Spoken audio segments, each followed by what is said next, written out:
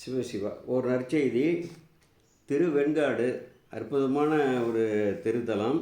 திருஞான சம்பந்த பெருமான் 3 திருப்பதிகங்களிலும், நாவரசர் 2 திருப்பதிகம், சுந்தரமூர்த்தி சாமிகள் ஒன்று போற்றி பரவப்பெற்ற திருத்தலம். அங்கே சூரிய தீர்த்தம், சந்திர தீர்த்தம், அக்னி தீர்த்தம் என்று 3 தீர்த்தங்கள் ஆச்சாரியார்களாலே போற்றி பரவப்பட்ட புண்ணிய தலம். அங்கே அந்த தீர்த்தத்திலே மூழ்கி வணங்கி அந்த பெருமானை தொடர்ந்து வழிபட்டால் பிள்ளை பேர் கிடைக்கும். அது மட்டுமல்ல, உள்ள நினைவாயினவே வரம் பெறுவது. என்ன உள்ளத்திலே நியாயமாக நாம் நினைந்து விழுகிறோமோ எல்லா வரங்களும் கிடைக்கும். பேய்கள் அண்டாது, பிடிக்காது.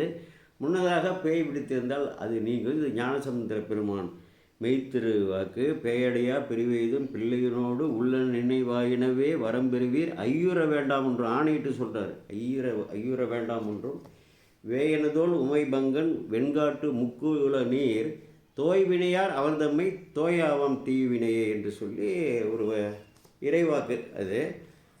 அது மெய்கண்டார். அங்கே இங்கே அவங்க பெற்றோர்கள் இங்கே வழிபட்டு முக்குல நீர் ஆடி அந்த மெய்கண்டாரை அவதார புருஷராக பெற தவம் இயற்றிய அப்படிப்பட்ட ஒரு திருத்தலம். அங்கே புதன் வழிபட்டு பேர் பெற்ற தலம். அங்கே புதன் பரிகார தலம் என்று சொல்வார்கள். பரிகாரம் எதுவுமே கிடையாது. எவராலையும் இறைவன் விதித்த, வெங்காட்டீஸ்வரர் விதித்த விதியை எவராலையும் மாற்ற முடியாது.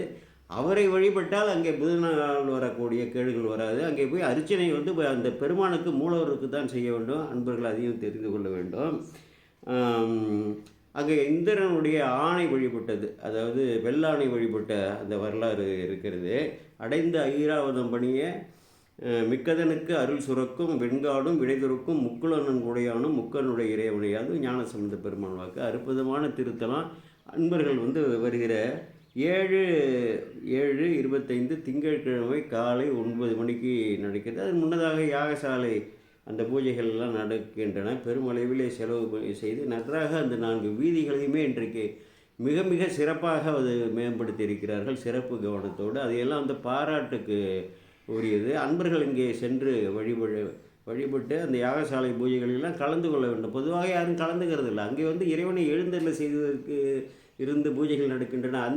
அது கூட தெரியவில்லை. நேரடியாக ஆலயத்தில் வழிபடுவதோட இந்த வேதாகம வேள்விகள்லாம் நடத்தக்கூடிய நேரத்தில் போய் வழிபட்டால் நிறைய அருள் கிடைக்கும். இதையெல்லாம் புரிந்து கொள்ள வேண்டும் அன்பர்கள்லாம் என்று சொல்லி, இதுவரை கேட்ட அன்பர்களுக்கெல்லாம் எல்லா சிவமங்கல நலன்களையும் அந்த வெண்காட்டு ஈஸ்வர் அருள் பாலிக்க வேண்டும் என்று வாழ்த்தி கோமல் சேகராகினான்.